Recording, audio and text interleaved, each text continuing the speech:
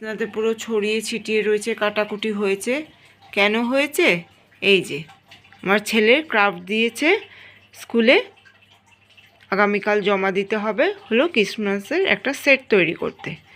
সেটার জন্য সান্টা দাদুকে বানানো হয়েছে কফি কাপ দিয়ে, দেখো গুগলি আইস দিয়ে, নাকে বল, টুপি, তারপরে এখানে একটা বক্স কেটে তাকে সাদা পেন্ট করে জানলা দরজা, আবার বরফ পড়েছে, পেছনে গাছ আছে সেটাও বরফে ঢাকা, এদিকে কতগুলো ক্রিসমাস ট্রি হয়েছে।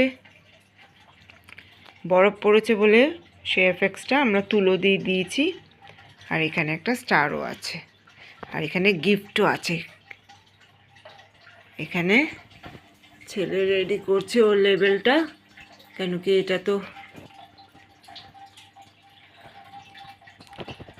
এখানে লাগিয়ে দেব। রেডি হয়ে গেছে লেবেলটা, ফেভিকল লাগিয়ে দিয়েছে, এবার এখানে সুন্দর করে লাগিয়ে দাও। ব্যাস, তো কমপ্লিট আমাদের ক্রিসমাস সেট আপ। 9:30 বাজে কমপ্লিট হয়েছে।